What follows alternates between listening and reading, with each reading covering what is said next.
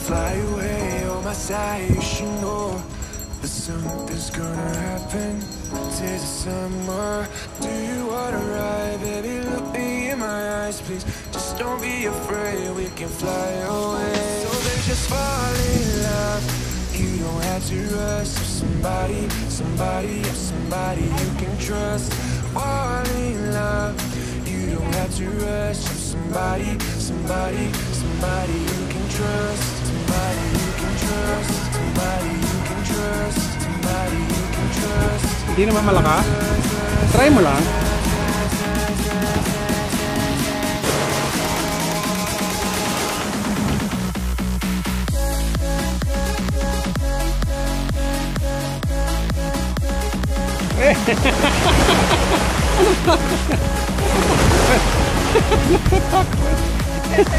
Andito naman ako. Ayoko na. Kasi guys, hindi ako talaga nagsisipin sa dagat. Ayoko.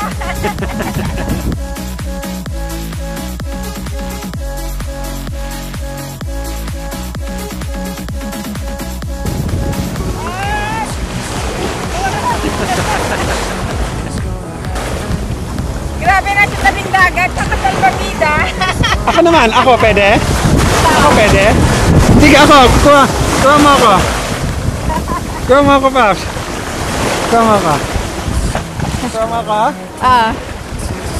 Paps, baka mawala ka.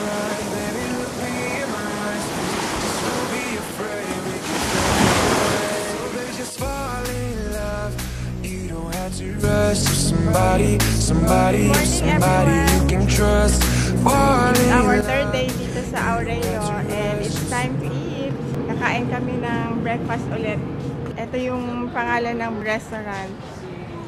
Coast Bar and Restaurant. Dami ng tao. Meron pang place dito. Ay, wala na.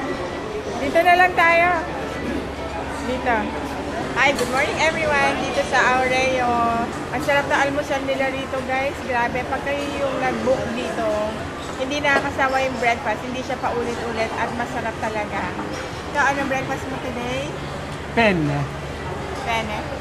Ako, ito, espada na daing. Masarap po. Ito, guys, napakalutong. Tingnan nyo, ha. Narinig yun? Sobrang lutong. Hindi siya maalat na usual daing na maalat. Ikaw na, ano almusal mo? Lutanghon. Matanghon, tinapay at saka penne. So, Pat, alam dami. Last day?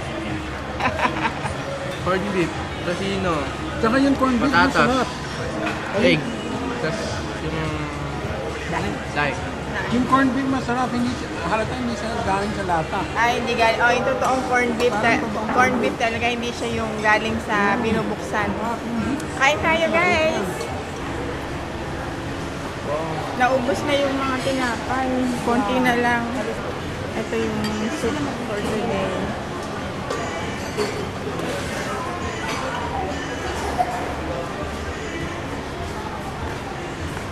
Hi, guys. Thank you.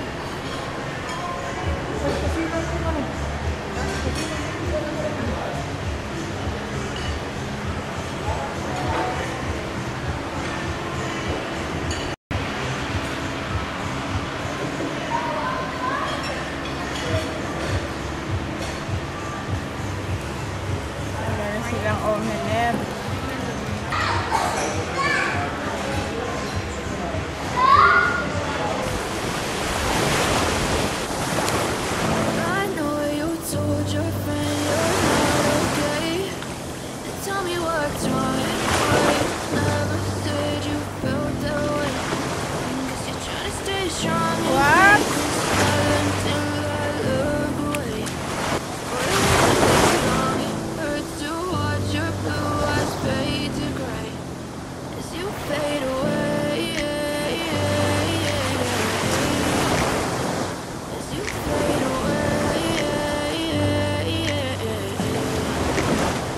Yeah, I'm about to fade away.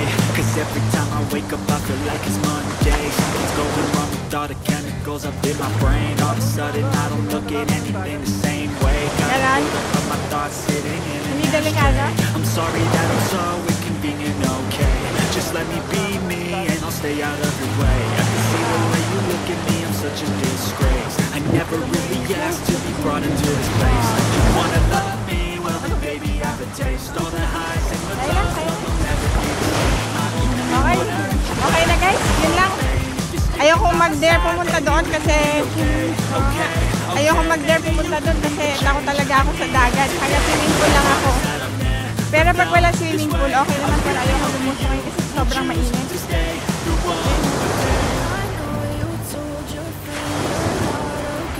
Bibilis nila yung mga tao. Okay, let's go. It's time to go home. Malapit na kami umuwi. Kasi sobrang init na. It's 9:30. Isang ikot lang.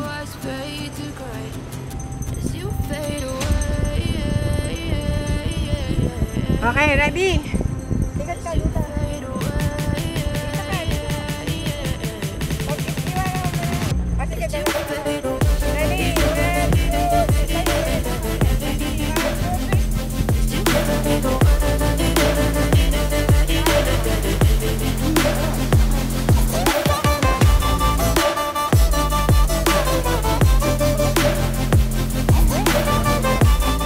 Check out time. Mag-check out na kami. Last day dito sa Aureo. Pauwi na kami back to Manila.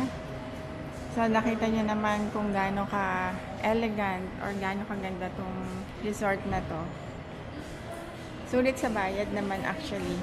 Hindi katulad ng iba overpriced pero hindi mo masulit yung binayaran. Pero dito, sobrang sulit kasi sobrang friendly ng mga staff, sobrang magalang, tsaka very attentive sila.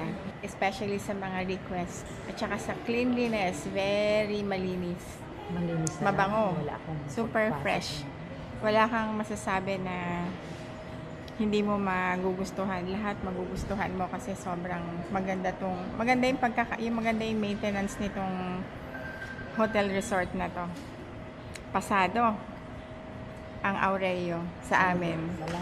Sobrang maselan ako pagdating sa kalinisan. Yon, lahat malinis, detalyado. So guys, pagka maghahanap kayo ng mapagbabakasyonan somewhere north, merong swimming pool, merong beach, dito na kayo sa Aureo. Check out nyo na lang. Kasi meron din sila mga promo price when you book. Pag directly kayo nag-book dito, medyo of course pricey. Pero pag nag-book kayo via mga like for example Agoda, meron kayong makukuhang mga lower price.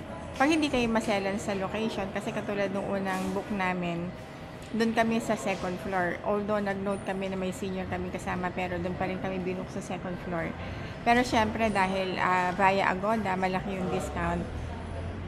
Doon kami sa second floor. Pero kapag gusto nyo nang mag-upgrade, katulad ng accessible sa beach, accessible sa restaurant, pwede kayo doon sa may villa, accessible doon sa pool. So, yun yung napakagandang location. Nung second day namin, nagpa-upgrade kami. So, very comfortable. At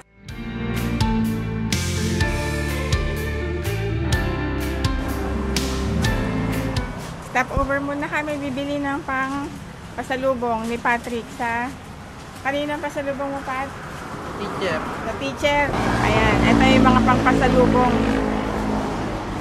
Ang binili namin, ito. Anong tawag ba dito? Espada, ma'am. Oh, espada nga. Yung mga baby espada yan. Masarap. Ang pagprito daw nito, mainit na mantika para maging crunchy. Tapos hahatiin sa gitna. Saglit lang, madam, para mainit na mainit. Sandali lang yun para ilulubog mo lang. Kasi kung sobra naman, mapait.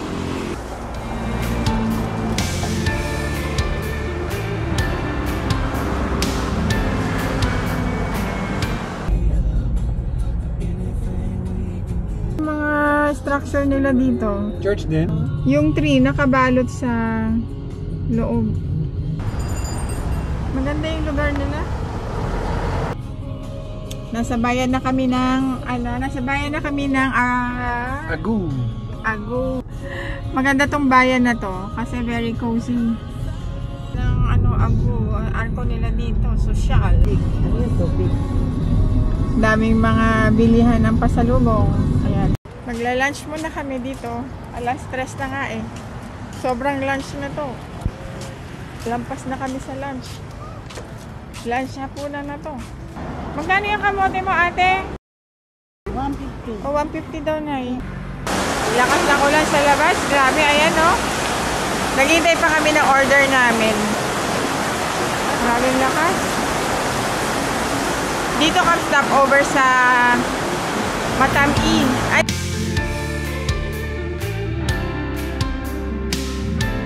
Sa Clark. Yung Matami restaurant, dati galing kami dito 10 years ago pa siguro, bago pa lang to. Ngayon, luma na. Ayan o, tingnan nyo. Oo.